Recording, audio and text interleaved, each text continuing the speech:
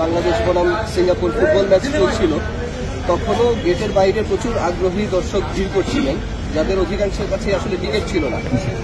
এই অবস্থায় সেনাবাহিনী এবং অন্যান্য আইন শৃঙ্খলা রক্ষাকারী বাহিনীর সদস্যরা বারবার তাদের মৌখিকভাবে সতর্ক করছিলেন যেন কোনো অপ্রীতিকর পরিস্থিতির সৃষ্টি না হয়। এরই মাঝে 4 নম্বর গেটের বাইরে বিনা টিকেটে খেলা দেখতে আসা একজন লোক সব সতর্কতা উপেক্ষা করে হঠাৎ একযোগে গেটের উপর চাপ সৃষ্টি করে এবং এক পর্যায়ে মবের মতো গেটের ভিতরে ঢুকে পড়ে। যখন একটা আন্তর্জাতিক পর্যায়ের খেলা চলছে, সেই অবস্থায় এরকম বিশৃঙ্খল পরিস্থিতি দেশের সুনাম ক্ষুণ্ণ করতে যথেষ্ট।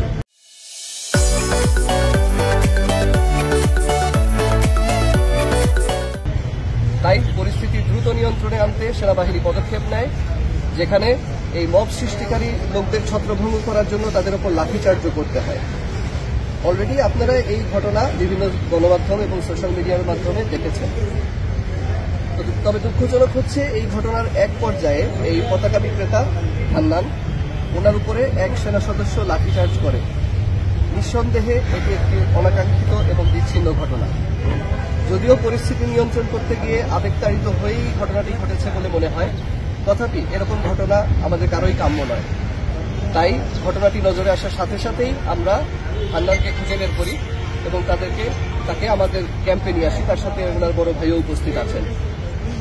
তার সাথে ঘটে যাওয়া এই অনাকাঙ্ক্ষিত এবং বিচ্ছিন্ন ঘটনার জন্য আমরা তার কাছে দুঃখ প্রকাশ করেছি। সেই সাথে আমাদের সমবেদনার স্বীকৃতিস্বরূপ বাংলাদেশ সেনাবাহিনীর পক্ষ থেকে তাকে 1 লক্ষ টাকা অনুদান প্রদান করা হয়েছে। আমি আশা করব তিনি উজ্জীবিত হয়ে তার ব্যবসা চালিয়ে যাবেন এবং বাংলাদেশ সেনাবাহিনী বাংলাদেশের পতাকা সবার হাতে হাতে আরো তুলে দিবেন।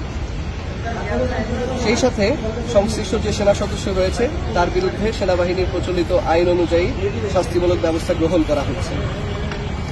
বাংলাদেশ সেনাবাহিনী দেশের মানুষের পাশে সর্বদা আছে, থাকবে।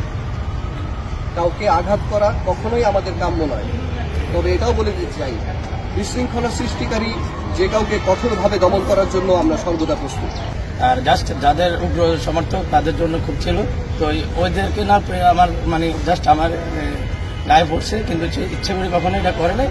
আর আমাকে সেই ইচ্ছাকৃতভাবে এরকম লাঠিপিটা করে।